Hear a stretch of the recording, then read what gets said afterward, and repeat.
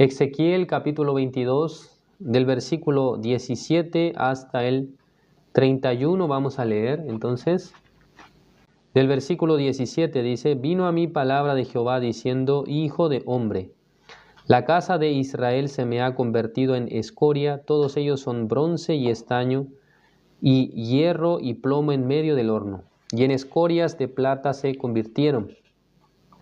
Por tanto, así ha dicho Jehová el Señor: por cuanto todos vosotros os habéis convertido en escorias, por tanto, he aquí que yo os reuniré en medio de Jerusalén, como quien junta plata y bronce y hierro y plomo y estaño en medio del horno, para encender fuego en él, para fundirlos. Así os juntaré en mi furor y en mi ira, y os pondré allí y os fundiré. Yo os juntaré y soplaré sobre vosotros en el fuego de mi furor, y en medio de él seréis fundidos. Como se funde la plata en medio del horno, así seréis fundidos en medio de él. Y sabréis que yo, Jehová, habré derramado mi enojo sobre vosotros. Vino a mí palabra de Jehová diciendo: Hijo de hombre, di a ella: tú no eres tierra limpia, ni rociada con lluvia en el día del furor. Hay conjuración de sus profetas en medio de ella, como león rugiente que arrebata presa. Devoraron almas, tomaron haciendas y honra, multiplicaron sus viudas en medio de ella. Sus sacerdotes violaron mi ley y contaminaron mis santuarios. Entre lo santo y lo profano no hicieron diferencia, ni distinguieron entre inmundo y limpio. Y de mis días de reposo apartaron sus ojos, y yo he sido profanado en medio de ellos.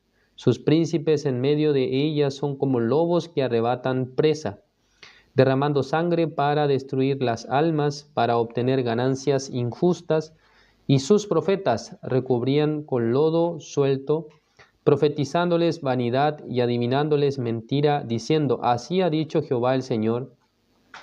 Y Jehová no había hablado. El pueblo de la tierra usaba de opresión y cometía robo, al afligido y menesteroso hacía violencia, y al extranjero oprimía sin derecho. Y busqué entre ellos hombre que hiciese vallado, y que se pusiese en la brecha delante de mí a favor de la tierra, para que yo no la destruyese, y no lo hallé. Por tanto derramé sobre ellos mi ira, con el ardor de mi ira los consumí, hice volver el camino de ellos sobre su propia cabeza, dice Jehová el Señor. Hasta el versículo 31 hemos leído. En esta tarde vamos a estar compartiendo sobre este capítulo 22, en la segunda parte del libro de Ezequiel. El día de ayer, día viernes, escuchamos la enseñanza de la palabra de Dios por medio del pastor Juan Kim, quien es el ministro principal de la misión Buenas Nuevas acá en Santiago de Chile. Él nos estuvo compartiendo acerca del libro de San Juan capítulo 2 sobre las bodas de Caná, ¿no? El pastor nos estaba explicando, y era lo que a mí se me quedaba más presente el día de ayer. Él decía que la fe, ¿no?, tiene relación con la obediencia, porque el pastor nos explicó que en un principio María, ¿no?, María, que había sido invitada a esta fiesta de bodas, le ha dicho a Jesús que al parecer hay alguna situación en la fiesta. No tenían vino, decían. Había una necesidad imperante de traer vino. Pero nuestro Señor Jesucristo no le respondió con buenas palabras, sino que le trató como mujer, dice: mujer, aún no ha llegado mi hora. En ese momento María debería haberse ofendido algo, ¿no?, de haberse sentido menospreciada por Jesús. Pero ella luego fue donde los sirvientes de la fiesta y les dijo que haced todo lo que os dijere. En ese momento nuestro Señor Jesucristo le dice a estos hombres, a estos sirvientes que estaban en esta fiesta de bodas, que sirvan, ¿no?, que llenen de agua las tinajas donde supuestamente debería colocar, o sea, el vino, ¿no? Entonces en ese momento dice que traiga las tinajas que están destinadas para la purificación, dice. ese tipo de tinajas al parecer se utilizaba para ello. Entonces la vez pasada hemos hablado acerca del tema de la purificación a través de las cenizas de la vaca alazana, que se mezclaba digamos, con hisopo también, con madera de cedro y luego también escarlata. Dice que con esa agua las personas que tocaban algún cadáver, ellos que estaban inmundos, se podían purificar. Entonces no sabemos muy bien si esta parte en la Biblia, en el capítulo 2, también nos menciona sobre ese tema, ¿no? Sobre el agua de la purificación.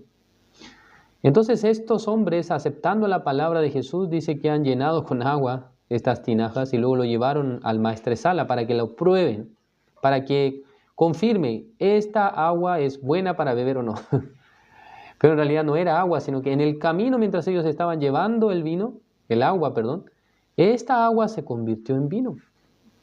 Y ocurrió un gran milagro, es el primer milagro que nuestro Señor Jesucristo ha hecho, digamos, es el primer milagro público que Jesucristo ha hecho ante la sociedad de Israel. Y esto ha sido un motivo de gran, digamos, reconocimiento hacia nuestro Señor Jesucristo.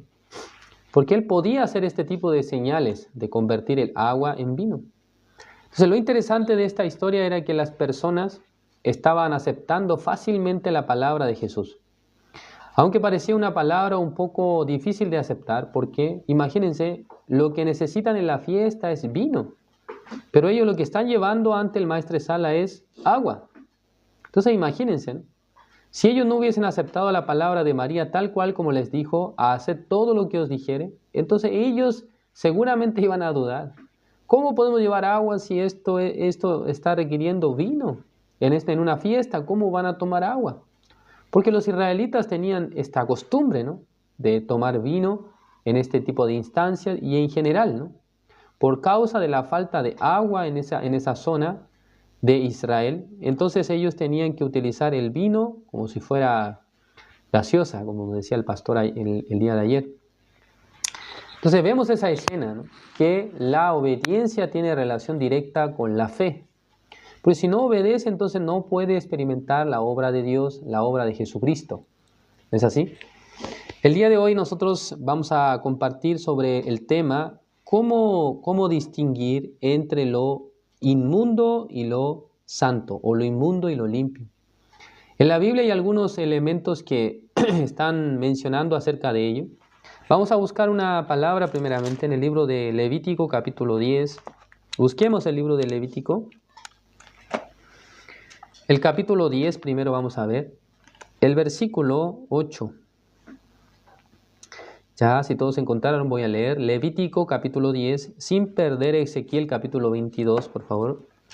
Levítico, capítulo 10. El versículo 8 dice, y Jehová habló a Aarón diciendo, tú y tus hijos contigo no beberéis vino ni sidra cuando entréis en el tabernáculo de reunión, para que no muráis. Estatuto perpetuo será para vuestras generaciones. Versículo 10, para poder discernir entre lo santo y lo profano, y entre lo inmundo y lo limpio, y para enseñar a los hijos de Israel todos los estatutos que Jehová les ha dicho por medio de Moisés. Según esta palabra, Dios le indicó a Aarón que cuando él entre en el tabernáculo de reunión, ¿qué es lo que él no puede tomar? Ni vino ni sidra, ¿no? Son, bebidas alcohólicas. La razón es que si él llega a tomar esta bebida, dice que no podrá discernir, dice. Por eso dice, para poder discernir entre lo santo y lo profano, entre lo inmundo y lo limpio. ¿Es así? Está diciendo que tenga, su mentalidad sana, una mentalidad sobria, para poder distinguir entre lo que es inmundo y lo que es limpio, entre lo que es santo y lo que es impuro. Esa es una indicación que Dios le había dado ¿a quién? A Aarón junto con sus hijos. Eso está diciendo. No debería tomar, no debería emborracharse y luego querer entrar en el templo, porque su nivel de discernimiento de lo que sea lo santo y lo profano va a ser, no va a poder distinguir. Está escrito así, ¿no?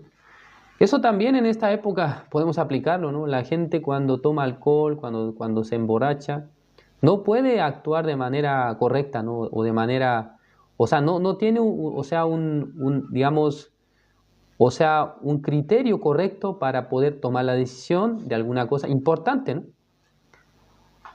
Entonces imagínense un día ustedes están llegando al servicio para escuchar la palabra, entonces el pastor de la iglesia entrando con una botella, ¿no?, de vino, tomando, y luego se planta en el púlpito y ya, hermanos, vamos a compartir, ya está borracho, compartiendo con ustedes. Creo que nadie se quedará. Todo el mundo va a juzgarle, todo el mundo va a decir, hey, ¿cómo se le ocurre? Porque no sería correcto, ¿no?, que el pastor se presente delante de nosotros compartiendo la palabra, ebrio, borracho, ¿no? Debería estar sobrio para poder distinguir, para poder explicar, para poder enseñar. Acá en el versículo 11 dice, y para enseñar a los hijos de Israel todos los estatutos que Jehová les ha dicho por medio de Moisés. O sea, debe estar en una situación, ¿cómo decirlo?, sobria. No debería estar borrachos. Eso le está diciendo Dios a Aarón. Pero luego en el capítulo 11 aparece otro antecedente acerca de las cosas que son inmundas y las cosas que son limpias. Se refiere a la dieta de los israelitas. Acá en el libro de Levítico capítulo 11, dice el versículo 1, habló Jehová a Moisés y a Aarón diciéndoles, hablad a los hijos de Israel y decidles, estos son los animales que comeréis de entre los animales que hay sobre la tierra. De entre los animales, todo el que tiene pezuña hendida y que rumía, este comeréis, dice. Pero de los que rumían o que tienen pezuña, no comeréis estos. ¿Es correcto? Y luego dice, el camello, porque rumía, pero no tiene pezuña hendida. Y luego lo tendréis por inmundo. También el conejo, porque rumía, pero no tiene pezuña hendida. Lo tendréis por inmundo. Asimismo la liebre, porque rumía, pero no tiene pezuña, la tendréis por inmunda. Y luego el versículo 7 aparece el caso contrario, es decir que tiene pezuña, pero no rumía. ¿Quién es ese? ¿Quién es ese animal? Que es más famoso entre todos los animales. Se llama el cerdo, ¿no? Por eso el versículo 7, también el cerdo, porque tiene pezuñas y es de pezuñas hendidas, pero no rumía, lo tendréis por inmundo. Ya entonces aparecen dos elementos que los animales deberían, o sea, con los que deberían, o sea, dos condiciones con las que los animales deben cumplir para ser limpios. El primero, debe tener pezuña hendida. Y segundo, debe ser un animal rumiante. Si careciera de una de las dos, entonces vamos a decir que es un animal inmundo, ¿no? Por eso acá aparece al principio los que no tienen pezuña hendida, ¿quiénes son? Aparece el camello, aparece, ¿qué más? El conejo, también aparece la liebre. Son animales que dice rumiantes, pero ¿qué es lo que no tienen? Pezuña hendida. Entonces, ¿por qué estoy mencionando esto, hermanos? Porque la pezuña hendida en sí es una, o sea, la pata, ¿no?, del animal está dividido exactamente, ¿no? Se forma una división entre las dos patas, ¿no? O bueno, en la pata, en la pezuña se forma una división. Exactamente, es notoria la división. Está dividido. Entonces, esta palabra en realidad, si lo podemos llevar al plano espiritual, se refiere que entre los creyentes, los cristianos que han recibido la salvación, se debe distinguir entre dos cosas, ¿no? Entre lo que es del pensamiento de Satanás y lo que es de Dios. Debe haber esta distinción, ¿no? Una persona que no había recibido la salvación, una persona que no ha recibido el perdón del pecado, ¿cómo puede distinguir estas cosas? Al contrario, va a aceptar fácilmente los pensamientos y la palabra van a estar mezcladas. Entonces no puede distinguir entre lo que es inmundo y lo que es santo, lo que es limpio y lo que es inmundo. No se puede distinguir. Por lo tanto, para poder tener, o sea, para poder distinguir de manera certera sobre lo inmundo y sobre lo santo, sí o sí debe haber en el corazón del hombre una regla o una manera de poder discernir acerca de estas cosas. Esto es el Espíritu Santo de Dios. Por eso en algunas partes de la Biblia, ¿cómo está escrito? ¿Cómo estaba diciendo, o sea, algunos autores del Nuevo Testamento? Dice, sed sobrios, ¿no? Está hablando sobre la sobriedad. Sed sobrios, dice. Ya vamos a ver el libro de Primera de Pedro, capítulo 5, el versículo 9. Busquemos un momento. Primera de Pedro,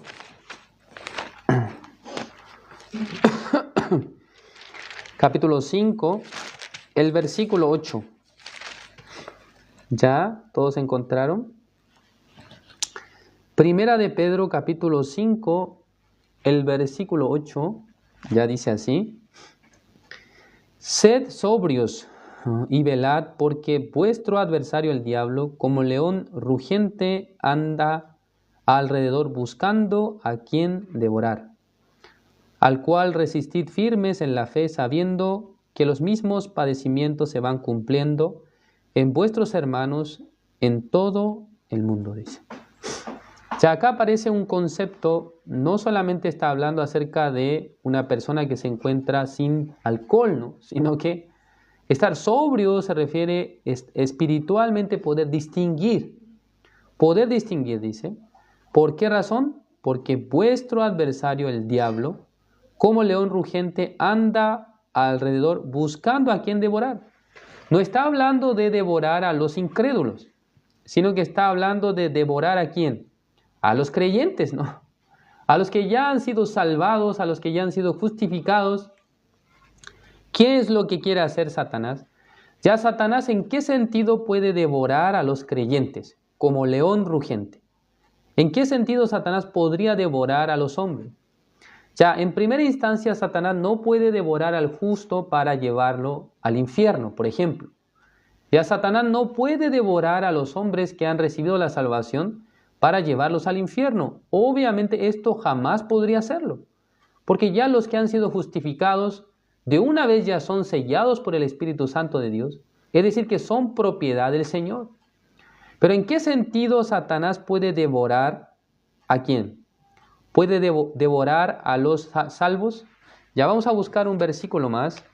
El libro de Corintios, Primera de Corintios, capítulo 5, vamos a buscar un momento, hermanos. Ya, Primera de Corintios, después del libro de Romanos está Corintios. El capítulo 5, el versículo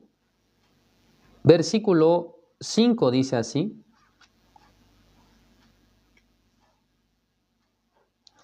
Ya, vamos a leer desde el versículo 4, dice, Primera de Corintios 5, 4, en el nombre de nuestro Señor Jesucristo, reunidos vosotros y mi espíritu, con el poder de nuestro Señor Jesucristo, el tal sea entregado a Satanás para destrucción de la carne, a fin de que el espíritu sea salvo en el día del Señor Jesús.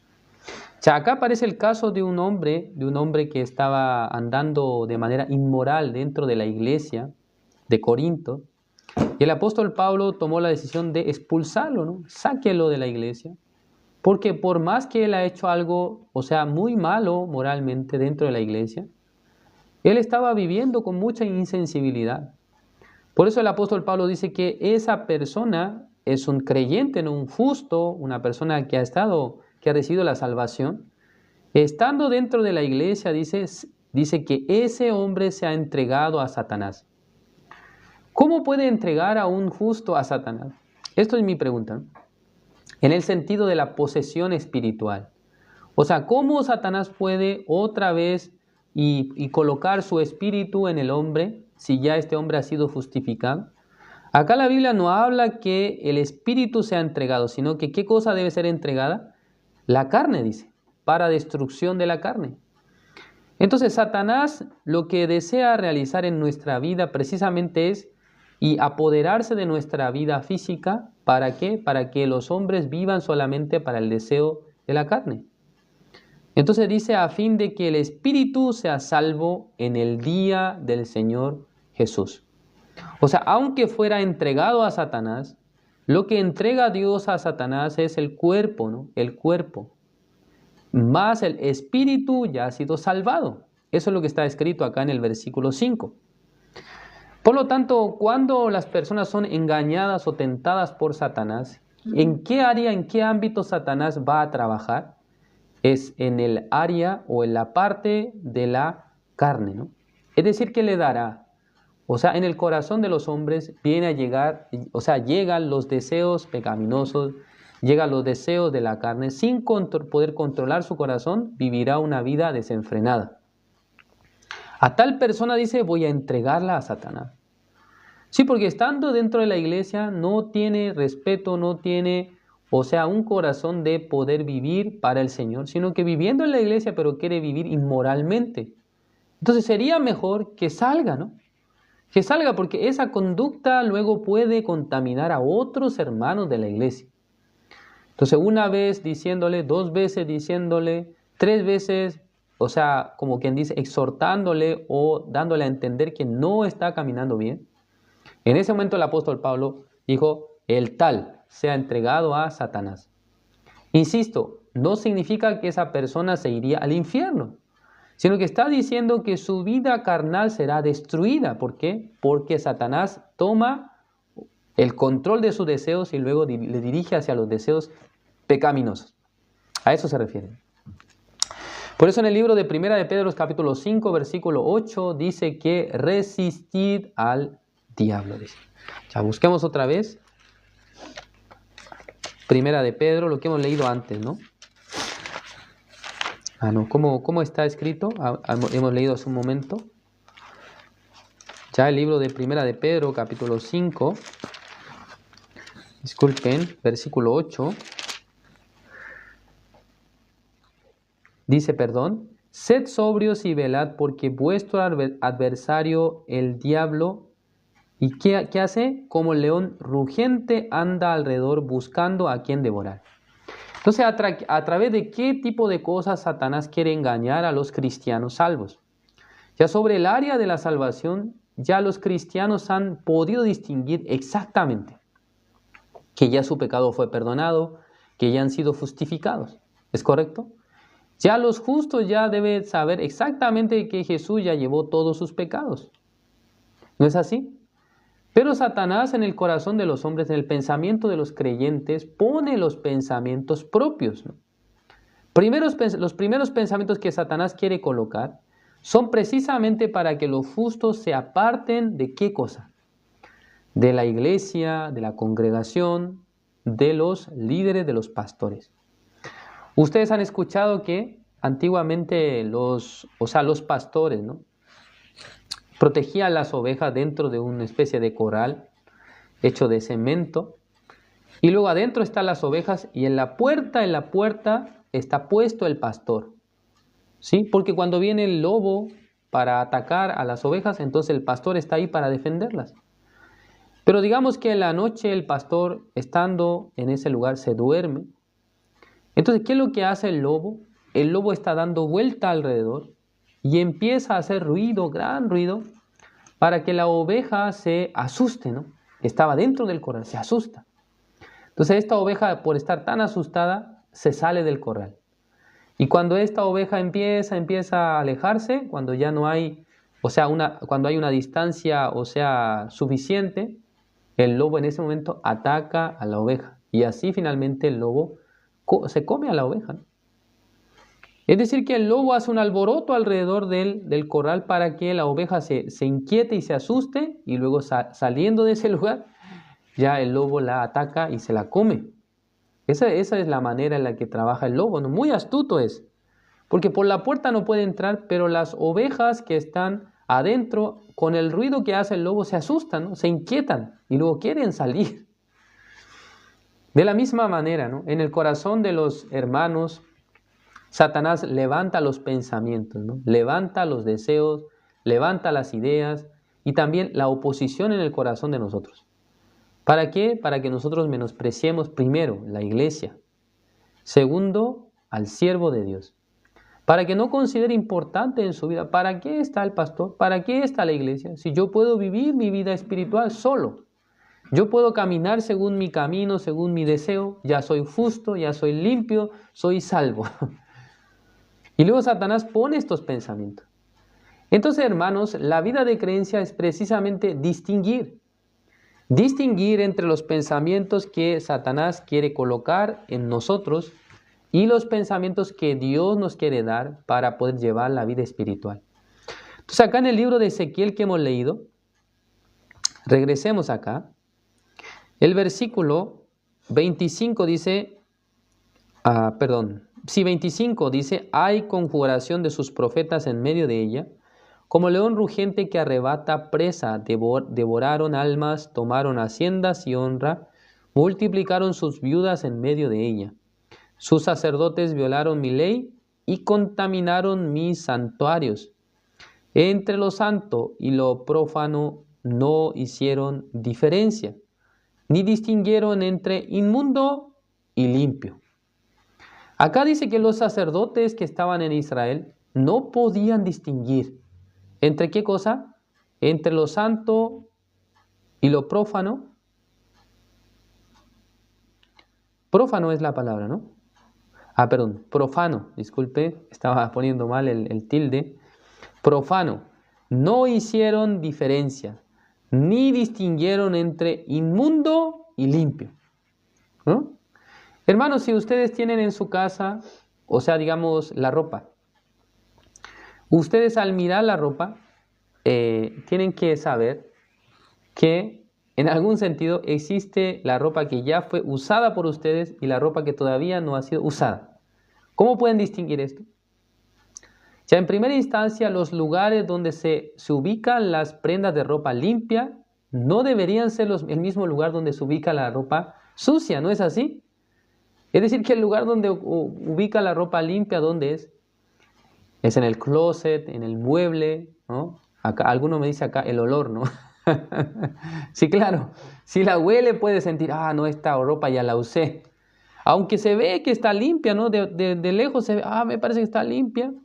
Pero estaba encima de la cama, entonces, me parece que esta ya la ocupé. Bueno, voy a tirar al tacho de la ropa sucia. ¿No es así? Puede distinguir, ¿no?, entre la ropa limpia y la ropa sucia. Sí, también si ustedes van a ocupar un plato para poder comer, para poder servirse el almuerzo, la cena, en fin. Ustedes mirando el plato verán, ¿este plato está usado o está limpio? Se nota, ¿no? Este plato está sucio porque tiene restos de comida por aquí, por allá. Algunos dicen, solo vamos a echar perfume.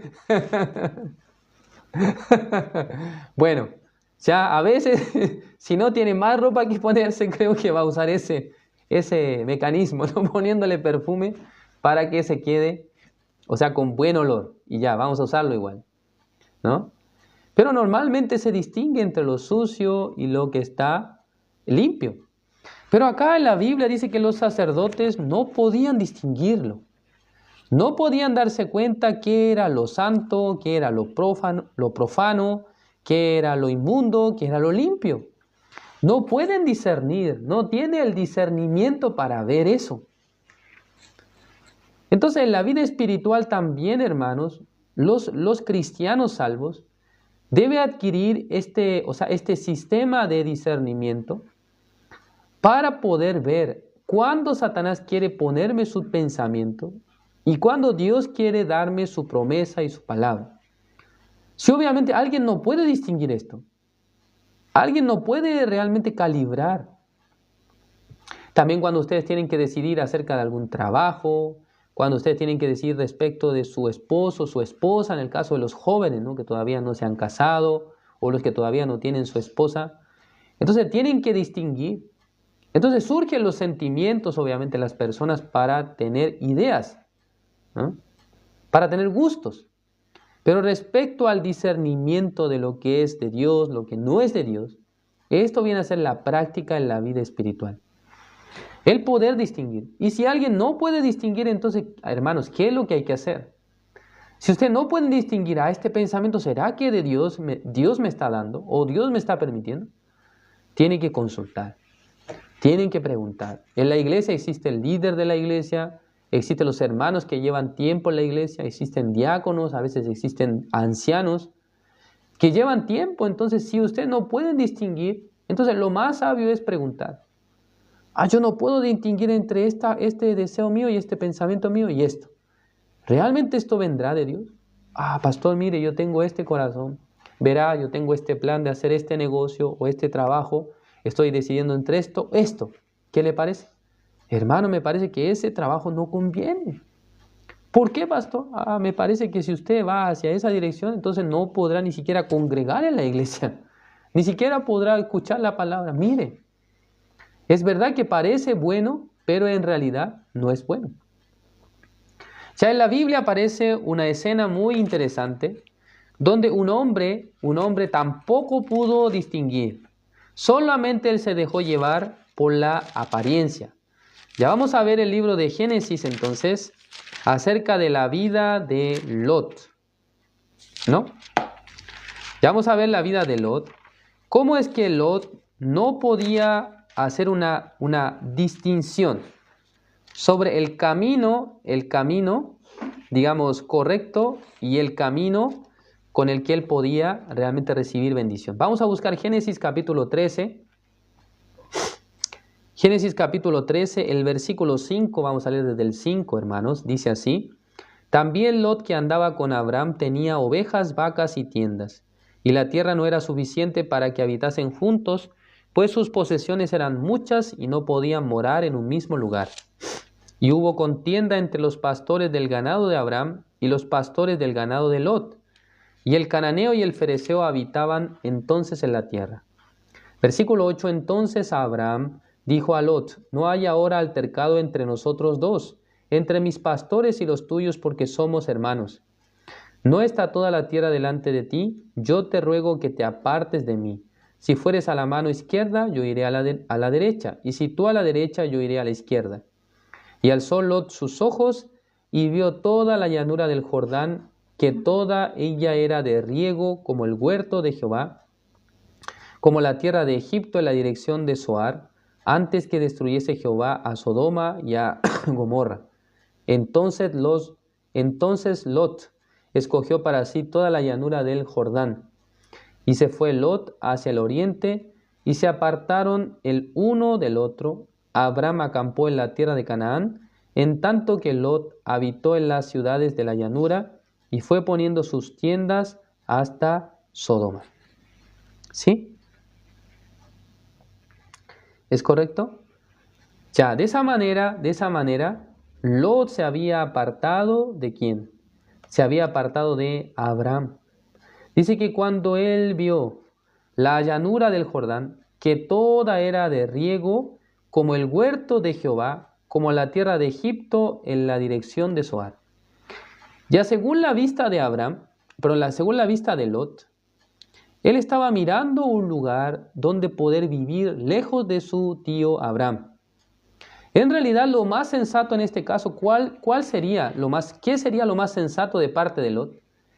Ya Abraham es el origen de la bendición. Dios lo ha levantado, luego le ha dicho que le va a bendecir en gran manera. Además, por su descendencia va a llegar a nacer el Cristo, el Señor Jesucristo. Por lo tanto, Lot, si pudiera haber evaluado esta condición, realmente le iba a pedir disculpas, ¿no? Discúlpame, tío Abraham, la verdad es que yo he sido muy altanero, muy soberbio, no he vivido con un corazón realmente, humilde, sino que me he creído mucho en mí mismo, porque crecieron muchas mis posesiones, mucho tengo en mi ganado, entonces, discúlpame, de verdad, si yo no me quedo contigo, entonces yo no podré ser bendito. Pero ¿qué pasó? Lot no tuvo este tipo de corazón, sino que Lot dice que con sus ojos miró. Y alzó Lot sus ojos y vio toda la llanura del Jordán, que era de riego, como el huerto de Jehová. Y aquí es donde aparece un elemento que es fundamental a la hora de entender quién estaba trabajando en el pensamiento de Lot, pero que Lot no podía distinguir. Hermanos, este lugar que ha mirado Lot es Sodoma y Gomorra. Es un lugar que luego Dios va a destruir. Dios va a desaparecer porque era una tierra de pecado, una tierra donde solamente la gente hacía las cosas perversas, ¿no? Pero acá dice que cuando vio ese lugar, dijo que era como el huerto de Jehová. Entonces, mi pregunta es la siguiente. ¿Cómo Lot podía saber, o sea, la forma del huerto de Jehová? ¿Quién le ha mostrado sobre el huerto de Jehová? ¿O cómo él podía saber sobre este lugar si él ni siquiera estuvo jamás ahí?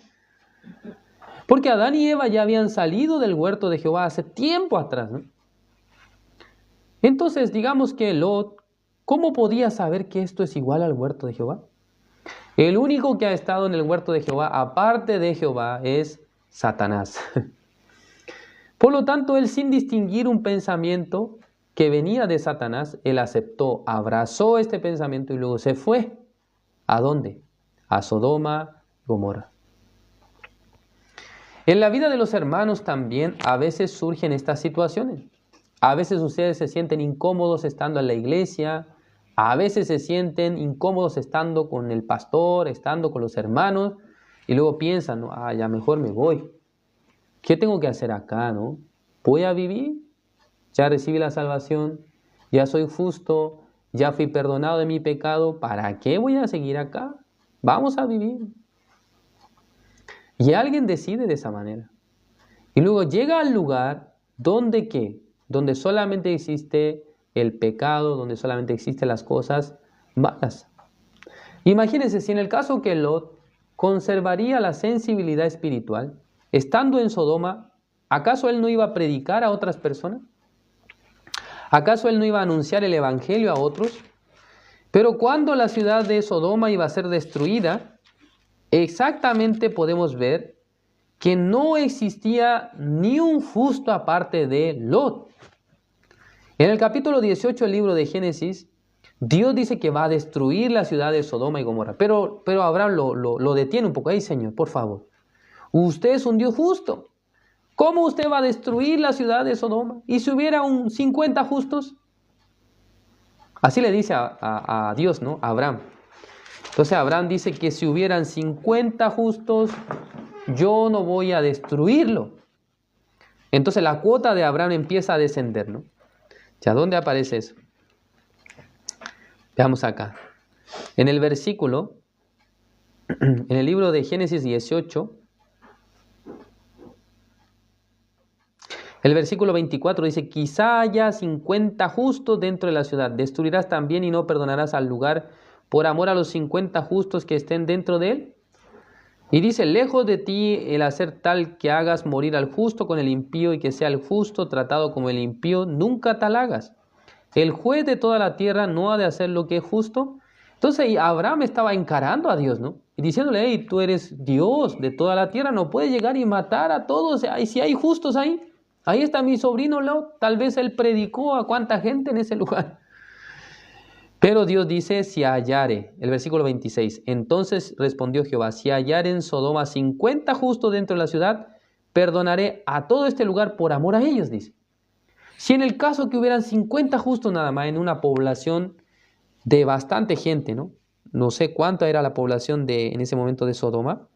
Ya vamos a hablar de miles de personas, pero habiendo 50 justos, yo no lo voy a destruir. Entonces en ese momento entendió Dios.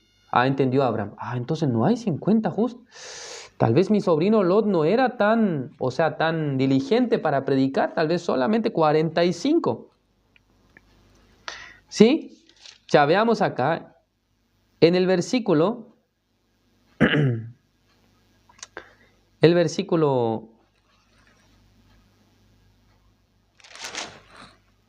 ¿dónde está? 29, 28, dice así. Dice, quizá faltarán de 50 justos 5. ¿Destruirás por aquellos 5 toda la ciudad? Y dijo, no la destruirá si hallare 45. ¿No? 45 justos, ¿no? Restándole 5. Y luego bajando la cuota, finalmente Abraham, en el versículo 32. Y volvió a decir, no se enoje ahora mi señor si hablare solamente una vez, quizás se hallaran allí 10. No la destruiré, respondió, por amor a los 10. Y Jehová se fue luego que acabó de hablar a Abraham, y Abraham volvió a su lugar. O sea que ni 10 justos había en esa ciudad. ¿Durante cuánto tiempo estaba viviendo en ese lugar Lot? Durante bastante tiempo. Pero ¿por qué no había surgido la obra del evangelio en ese lugar? La razón es que Lot no tuvo la fuerza espiritual para predicar a la gente de esa zona. Solamente vivía afligido en su corazón. Solamente vivía con un corazón asustado y tratando de criar a sus hijos en medio de la moral y la ética. A sus hijas, ¿no? Por eso él nunca les había enseñado sobre la vida de fe a sus hijas, tampoco le había enseñado sobre la palabra de Dios, sino que solamente le había enseñado ética y moral. Que sus hijas no se metieran con los hombres de ese lugar, por eso sus hijas eran vírgenes, ¿no? Entonces vemos acá, en el corazón de Lot, él no tuvo ni una fuerza, tampoco ni un ánimo de predicar el evangelio, ni siquiera a su familia. Sino que solamente él vivió en ese lugar. Al principio estaba contento, comprando una buena casa, un buen lugar, pero finalmente su corazón, ¿cómo estaba? Afligido. Estaba bien afligido estando en ese lugar. No tenía ni una fuerza para predicar. Por esa razón, ni un justo había surgido por la vida de él. No hay fruto del evangelio. ¿Entienden? Entonces, ¿cuál es la obra de Satanás, hermano? Satanás quiere que los cristianos no distingan acerca del pensamiento de Dios, el pensamiento de Satanás, y luego les guía para hacerlos apartarse del origen de la bendición, en este caso de la iglesia, y estando lejos de la iglesia, los hermanos no pueden menos que vivir una vida hacia la carne, no puede menos que vivir una vida hacia las cosas de este mundo, no puede vivir con fuerza espiritual para anunciar el evangelio a otros. Porque no puede recibir el alimento tampoco. No podía conectarse con Abraham. Abraham es la sombra de la iglesia, ¿no? Es el lugar donde los hermanos pueden llenarse de la palabra, donde pueden llenarse de la fuerza espiritual. Y luego de esa manera, por la comunión también, pueden tener ánimo para predicar. Pero si en el caso que todos se apartaran de la iglesia, entonces en ese momento pierde la fuerza. Si al principio tendrá la determinación, al principio tendrá deseo de hacerlo. Pero pasando un poco de tiempo, poco a poco el deseo se va a disminuir, hasta llegar a un punto en que ya no tendrá una vida espiritual. Entonces la obra de Satanás, hermanos, es que la vida espiritual de nosotros se termine, que se acabe, que ya nosotros no busquemos más al Señor, que ya nosotros no podamos orar, que no podamos leer la Biblia, que no podemos predicar. Esto es la obra de Satanás, hacer que los cristianos de esta época sean, ¿cuál es la palabra? Impotentes espiritualmente. ¿Entienden? Que a través de ellos no surja la obra del Señor, del Evangelio. Por esa razón es que las personas deberían, los cristianos salvos deben tener en bien, estar conectados con la congregación, estar conectados con la iglesia. Yo habitualmente a los que escuchan los estudios que yo doy por Zoom o a veces por Facebook o por TikTok, yo les digo que los que son de otros países, que tengan ánimo de conectarse con las iglesias locales. No solamente que se conforme con el estudio bíblico virtual, es un buen elemento porque muchas personas recibieron la salvación a través del formato virtual. Es un hecho que esto ha sido la obra de Dios. Pero ahora para poder congregarse y tener la relación directa con la iglesia, debe tener la oportunidad de congregar en la iglesia local, del lugar donde viven, ¿no? La iglesia donde usted vive, alguno vive lejos de la iglesia. Entonces, alguno que tiene esta situación, yo le digo, bueno, por lo menos una vez al mes congréguese en la iglesia. ¿Qué será una vez al mes? Tendrá que gastar un poquito de dinero porque la distancia tal vez de la iglesia es lejos. Y luego ore al Señor. ¿Para qué? Para que Dios establezca una iglesia en la zona donde usted vive. En la región donde usted vive, en el caso de Estados Unidos, tal vez en el estado donde usted vive, que haya una iglesia cercana donde yo me pueda congregar. Pero mientras escuche la palabra de manera virtual y cada una vez al mes congregue en la iglesia. Hay algunos hermanos en nuestra iglesia que viven en otras regiones que están viniendo a nuestra iglesia una vez al mes. ¿Sí? Una vez al mes. Entonces con esto ya ellos pueden tener esta relación, ¿cómo se dice, no? Ellos pueden tener este contacto, ¿no? Físico, no solamente el contacto virtual, sino el contacto físico para conversar, ya sea con los pastores, con los hermanos. También en el culto pueden testificar acerca de cómo Dios les ayuda. Entonces, este tipo de experiencia, hermano, es tan buena. ¿Para qué? Para que los hermanos crezcan espiritualmente y para que también puedan mantenerse conectados con la iglesia. Hermanos, finalmente, ¿no? Acá en el libro de Ezequiel, capítulo 22, el versículo 30 dice: y busqué entre ellos hombre que hiciese vallado y que se pusiese en la brecha delante de mí a favor de la tierra, para que yo no la destruyese, y no lo hallé, dice. Dios buscó en ese lugar. ¿Habrá algún hombre que pueda realmente presentarse en favor de los hombres diciendo: mire, Señor, entre todos estos malos yo soy el que ha hecho bien? Aquí estoy, soy representante de estos malvados. Pero Dios no encontró a nadie, dice. Todos eran malos. Todos habían hecho lo malo. ¿Sí? De la misma manera, cuando Dios evaluó al hombre, a la humanidad, a la raza humana, no encontró el bueno. Por eso en Romanos 3:10 dice que no hay justo ni aun uno. Entre todos los seres humanos de este mundo, Dios no pudo hallar a ni uno digno de representar a los hombres como justo. Por lo tanto, Dios mismo tuvo que preparar el sistema el sacrificio eterno por medio de un hombre que pudiera nacer en este mundo, pero sin pecado. Nuestro Señor Jesucristo. ¿Es correcto? Todos ustedes ya han creído en Jesús. ¿Por qué han creído en Jesús? Porque ustedes no podían cumplir los mandamientos. Ustedes no pudieron cumplir la ley. Ustedes no pudieron hacer bien delante de Dios. Por eso creemos en Jesús. Si en el caso que ustedes pudieran hacer bien, entonces, ¿qué necesidad hay de creer en Jesús? ¿No es así? Por eso creemos en el Señor. Porque éramos pecadores. ¿Entienden? Pero por medio de Jesús hemos sido justificados. Ahora, siendo justos, hermanos, podemos aprender cómo distinguir entre los pensamientos que Satanás quiere darnos y los pensamientos que vienen por Dios, por el Espíritu de Dios. Si usted no puede distinguir, pregunte, ¿no? Pregunte. Pregunte a este pensamiento realmente del Señor o no.